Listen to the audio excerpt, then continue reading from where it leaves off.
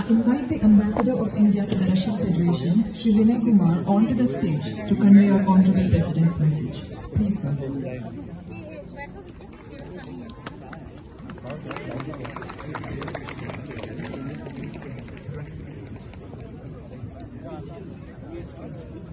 Namaskar, good morning, Dobry Uttara. I will first read out the Honorable Rashtrapati Ji's message to the nation, which he delivered on the eve of the Independence Day yesterday in the evening, and then I will share a few words. मेरे प्यारे देशवासियों, नमस्कार। स्वतंत्रता दिवस की पूर्व संध्या पर आप सभी को मैं हार्दिक बधाई देती हूँ। हम सभी के लिए यह गर्व की बात है कि स्वाधीनता दिवस और गणतंत्र दिवस सभी भारतीय उत्साह और उमंग के साथ मनाते हैं। ये दिवस हमें भारतीय होने का गौरव का विशेष स्मरण कराता है।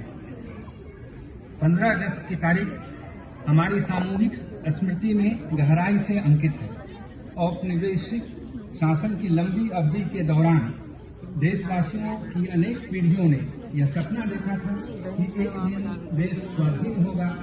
देश के हर हिस्से में रहने वाले पुरुष और महिलाएं, बूढ़े और जवान विदेशी शासन की बेड़ियों को तोड़ फेंकने के लिए व्याकुल थे।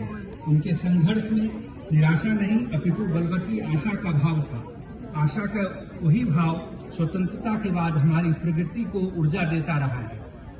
कल जब हम अपने तिरंगे को सलामी दे रहे होंगे, तब हम उन सभी देश स्वाधीनता सेनानियों को भी श्रद्धांजलि अर्पित करेंगे, जिनके बलिदान के बल पर 78 साल पहले 15 अगस्त के दिन भारत ने स्वाधीनता हासिल की थी। हमारी स्वाधीनता को पुनः प्राप्त करने के बाद हम एक ऐसे लोकतंत्र के मार्ग पर आगे बढ़े जिसमें सभी वयस्कों को मतदान का अधिकार था।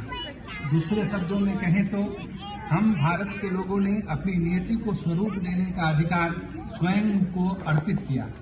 अनेक लोकतांत्रिक व्यवस्थाओं में जेंडर, रिलीजन और तथा अन्य आधारों पर लोगों के मताधिकार पर पाबंदियां होती थीं, परंतु हमने ऐसा नहीं किया।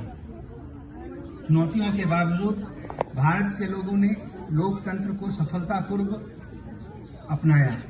लोकतंत्र को अपनाना हमारे प्राचीन लोकतांत्रिक मूल्यों की सहज अभिव्यक्ति थी।